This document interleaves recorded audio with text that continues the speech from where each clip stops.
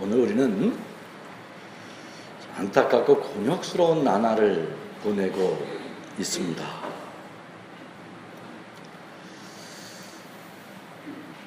세월호 참사가 일어난 지 100일이 훌쩍 넘었음에도 불구하고 사건의 진실은 은폐된 채 억울하게 희생된 사람들의 울부짖음만 남아있습니다. 대통령께서 직접 나서서 이 사건의 최종 책임은 나에게 있다고 말씀하신 것이 5월 중순이었어요. 그리고 그때 사건의 수습을 위해서는 무엇보다도 유족들의 그 목소리가 가장 소중한 것이라고 그렇게 말씀을 하셨죠. 세월호 이전의 대한민국과 세월호 이후의 대한민국은 전혀 다른 나라가 되게 하겠다고 그렇게 약속하지 않았습니까? 그런데 어찌 되어가고 있습니까? 달라지기는커녕 점점 더 어두운 역사의 그림자가 우리에게 몰려오고 있는 그런 느낌이에요. 군대 안에서 참혹한 폭행과 그로 인해서 죽어가는 젊은이를 보면서 김해에서 10대 가출 소녀들이 벌였다는 그 끔찍한 행동들에 대한 그런 소식을 접하면서 우리는 지금 우리가 지금 어떤 세상에 살고 있는 것일까? 이게 지옥이 아닌가? 이게 진짜 사람 사는 세상이 맞나? 그런 의심을 하게, 그런 착각이 너무 참혹하고 너무 끔찍하지 않습니까? 어떻게 사람 사는 세상에서 이런 일이 있을 수 있을까? 사실은 분노하기보다는 두려운 마음이 먼저 드는 세상이 되었어요. 진짜 무서운 세상. 군대폭력이라는 것이 과거 군사독재의 유물로서 이제는 어느 정도 사라진 줄 알았어요. 우리가 다 그렇게 말하지 않았어요? 요즘 군대 많이 좋아졌다. 그런 말 하지 않았어요? 우리가 다 그렇게 얘기했어요. 군대. 제 나이 또래들이 자식들이 되게 군대 가는 나이여서 군대에 모이면 군대 얘기 많이. 요즘 군대 진짜 좋아졌어. 그러면서 뭐 군대에서 우리 때는 배고팠던 이야기, 우유 많이 실컷 먹는 이야기, 사병과 군대 내부관에서 아이들이 어떻게 친하게 재밌게 사는 이야기, 그런 얘기들을 다 나눴어요. 그리고 살았어 우리가. 그러나 어느 순간 그 몹쓸 과거의 독재 망령이 슬금슬금 우리 사회 구석구석에 자리 잡기 시작하더니 이런 몹쓸 일들이 현실로 나타난 것입니다. 합법적이던 교원노조가 불법이 되고, 공영방송은 정권의 나파수로 전락하고, 독립적인 그런 검찰과 국정원이 정권의 호위무사처럼 행동하는 세상이 되면서 이런 사건이 그런 일들과 무관한 것이 아닌 거예요. 지금 윤일병 사건을 온 국민이 큰 충격 속에 있습니다만 그 사건의 본질은 무엇일까? 원래 군대 폭력 사건은 군사 독재 때 가장 심했어요. 제가 우리 교회 와서 제일 먼저 공부한 게 이거예요. 제가 의건이 사건을 보면서 군대 폭력 사건에 대해서 제가 공부를 많이 했어요. 군 의문사 진상규명위원회에 제가 무슨 위원을 한 적이 있기 때문에 더 관심을 가지고 이걸 봤어요. 제가 자료를 많이 가지고 있어요. 군사 독재가 한창 활개를 치던 70년대에는 1년에 1000명이 죽었어요. 군대에서. 그건 1년에 1000명씩, 전쟁이 없는 나라에서 1000명씩 죽었어. 80년대 들어와서 전두환 독재 때는 800명씩 죽었어. 조금 세상이 개명돼서 그랬을까? 800명 죽었어요. 갑자기 그 준 거는 문민정부가 들어서면서 민간인이 군대를 들여다보기 시작하면서 300명대로 줄어요. 그러던 것이 민주정부가 들어서 100명 초반대로 그렇게 지속되던 거예요. 억울하게 군대에서 죽은 사람들, 그것이 1000명에서 100명으로 확 준 이유는 무엇입니까? 다른 이유가 아니에요. 사실은 민주화가 돼서 가장 혜택을 본 사람들이 우리 젊은이들이에요. 그런 점에서 뭐 민주화 돼가지고 뭐 세상이 많이 좋아지 그런 거 별로 없는 것 같아요. 우리가 체감하면서 보면 재벌들은 더 활개를 치는 것 같고 뭐 조중동은 더 활개. 그런데 실제로 그 사회 바닥을 보면요, 죽은 사람이 군대에서 죽은 사람이 1000명에서 100명으로 줄어요. 그건 왜 그 같은 거의 비슷한 구조의 군대가 1000명 죽던 군대가 100명으로 주는가? 이유는 한 가지예요. 민주화가 그 원인인 거예요. 민주적 소통의 문화가 생기면서 군대의 죽음은 더 이상 작동하지 못하게 된 것이고, 그러던 것이 최근 민주화의 퇴행과 더불어서 이런 사건들이 이렇게 급증하게 되는 것이죠. 그 본질은 민주주의의 후퇴에 있는 것이에요. 민주주의란 단지 정치의 문제가 아니라 사람 사는 원리로서 절차적 정당성, 절차적 동의에 관한 것이에요. 모두가 함께 의견을 모으자. 그게 민주주의 아닙니까? 그런데 언제부터인지 우리는 힘없는 이들은 깔아뭉개도 좋다. 어떤 절차적 정당성보다는 무조건 승자 독식의 사회, 자리를 차지하면 그 다음부터는 아무렇게나 해도 됐다는 그런 승자 독식의 논리가 판을 치고, 그런 생각이 우리 사회 구석구석에 암세포처럼 퍼지고 있는 거예요. 너나 할 것 없어.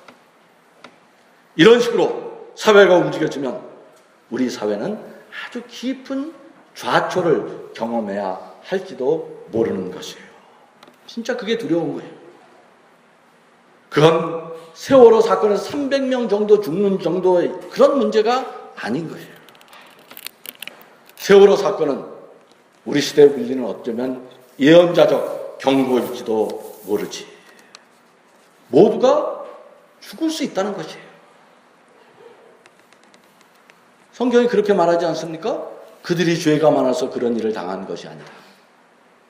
죽어간 것은 300명이지만 이것을 바르게 해결하지 못하면 생각할 수 없는 무서운 일들이 벌어질 수 있다는 것을 경고하는 것이죠. 이건 정권이나 무슨 정치 문제 훨씬 이전에 이 나라와 역사의 운명에 관한 것입니다. 이러다가는 우리 모두가 정말 망할지도 모르는 것이에요. 저는 최근에 두 가지 사건, 그 윤일병 사건과 김해 그 가출 소녀 살인 사건을 보면서 정말 깊은 절망감을 느끼는 것은, 거기에 가담했던, 죽은 아이는 뭐 물론 말할 것도 없지만 거기 가담했던 가해자들이라는 아이들이 아주 특별한 악당이 아니라는 것이에요. 사건이 터지고 문제가 불거져서 그렇지, 만약 그것이 그냥 슬렁슬렁 은폐되고 넘어갔더라면 저들은 아마도 그냥 보통 사람으로 살았을 것이에요. 여러분, 윤일병 사건에 가담했던 군인들, 그 군인들이라는 게, 우리가 군인 그러면 뭐 용감하고 용맹스러운 모습을 떠올릴지 모르지만 한번 가보세요. 군인들, 애기들이야, 애기들. 그 이병, 상병, 그 병장 이런 애들을 가서 보면 애기들이야.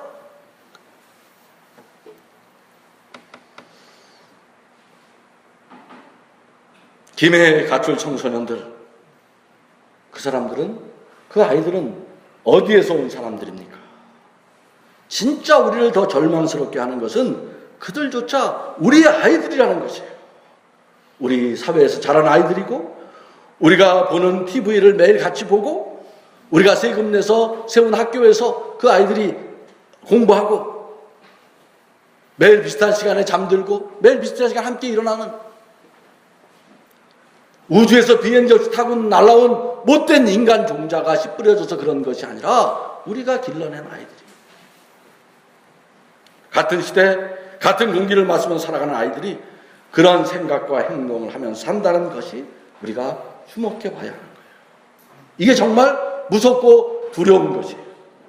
사건화되지 않아서 그렇지, 그런 아이들이 오직 걔네들 뿐일까? 이게 문제가 안 돼서 그렇지, 그런 아이들 어디든지 다 있을 수 있다는 거예요.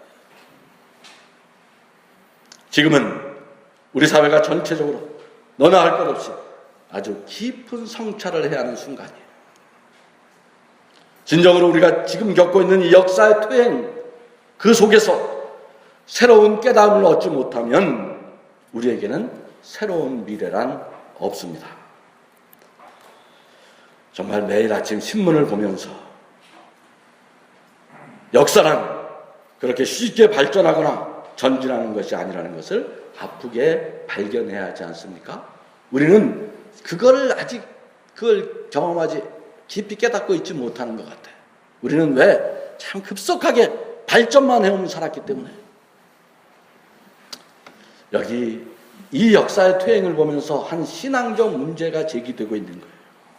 바로 인간의 죄성의 문제. 인간 본성에 자리 잡고 있는 죄란 그렇게 낙관적으로 해결될 수 있는 것은 아니라는 것을 우리가 매일매일 새롭게 깨닫는 거죠. 역사는 언제나 진보하는 것이 아니며 언제나 아주 약한 힘을 가지고도 퇴행을 맞을 수 있고 그 퇴행으로부터 벗어나는 것이 결코 만만하고 쉬운 것. 우리가 그냥 몇 사람 뜻을 모아서 으쌰 한번 해보자 그러면 좋은 역사로 갈 수 있는 그런 간단한 문제가 아니라는 것을 우리가 뼈아프게 경험하고 있어요.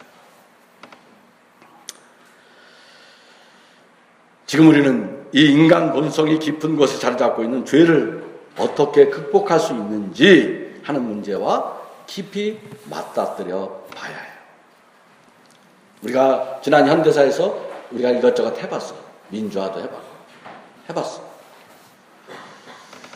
더 깊은 곳에서 우리가 새로운 깨달음을 얻지 못하면 우리는 다음 단계로 갈 수 없는 것이죠. 초대교회에서도 이와 비슷한 일이 벌어졌어요. 인간을 구원하고 해방하는 복음의 사건이 일어나고 한 세대 30년쯤 흘렀을 즈음에 교회는 길을 잃고 방황한 적이 있어요. 새롭게 펼쳐지는 이방 선교에 이제 교회가 이방 선교라고 하는 새로운 세상으로 나아가야 하는데 그런 역사적 책임 앞에서 교회는 우왕좌왕 길을 잃고 방황을 해요. 땅 끝까지 이르러 내 증인이 되라. 예수님이 그렇게 마지막 명령을 내리셨지만 교회는 그 명령을 받았지만 교회는 그 길로 쉽게 갈 수가 없었다는 거예요. 그 길로 가야 되는데 그 길로 갈 수가 없었어. 뭔가 발목을 잡고 있는 것이 있었어요.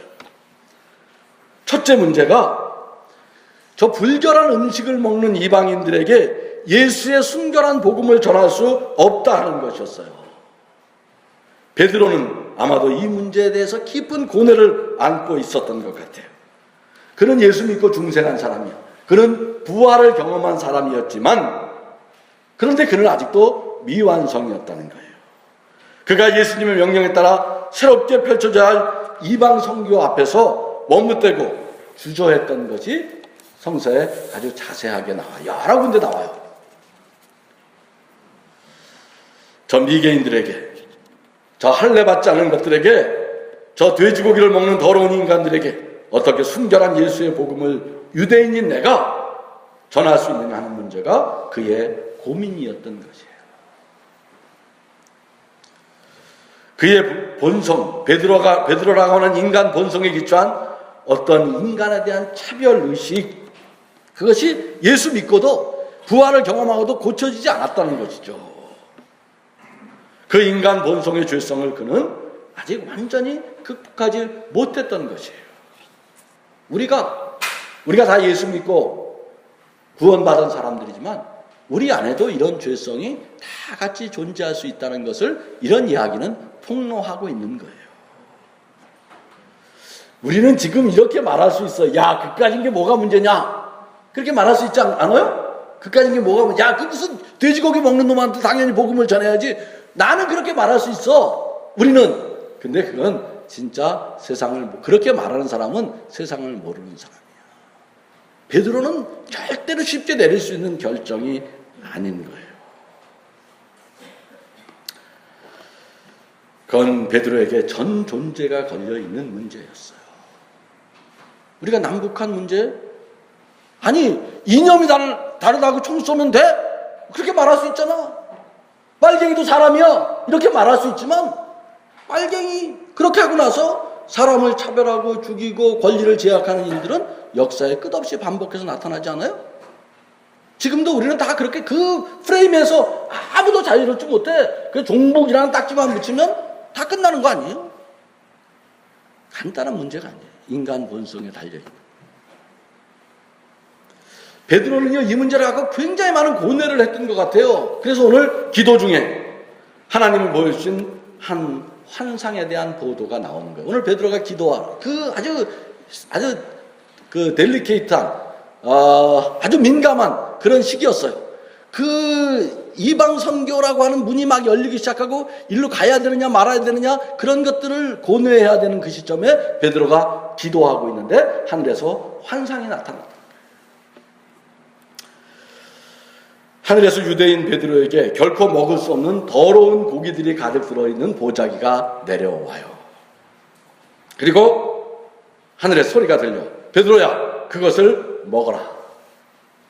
베드로는 유대인으로서 결코 먹을 수 없는 불결한 음식에 손을 댈 수가 없었어요.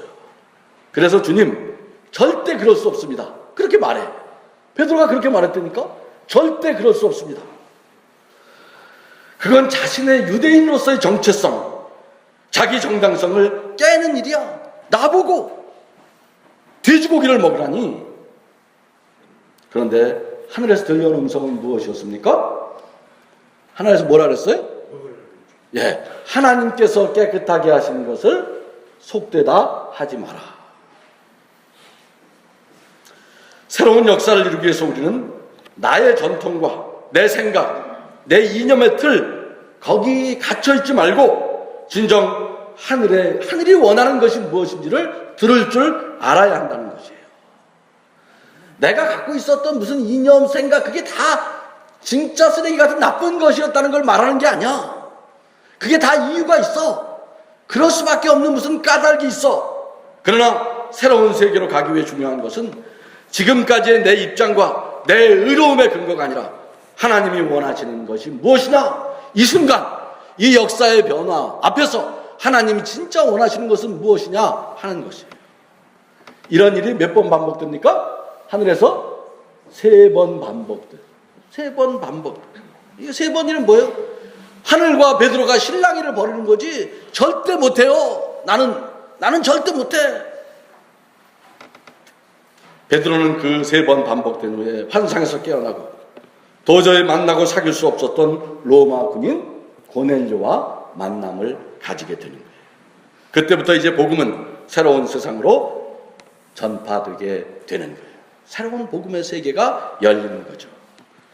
유대라는 경계 안에 갇혀있던 복음이 이방으로 나아가고 세계 종교로 전환하게 되는 계기, 그것은 바로 베드로가 가진 자신의 고정관념, 문화적 편견으로부터 자유롭게 되면서부터 가능했다는 이야기입니다. 오늘 우리는 이 역사적 퇴행을 겪으면서 우리는 지금 어떤 세계로 가야 하는가? 한국 사회의 과제는 누구나 다 동의하는 게 있어요.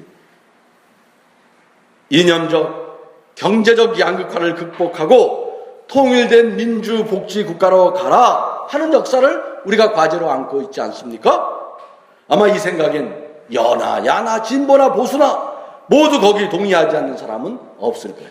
제가 다 조사해봤어요. 선거 때마다 공약을 조사해봤더니 다 그렇게 동의해. 양극화를 극복하고 통일, 민주, 복지 국가로 가자. 그런 거예요.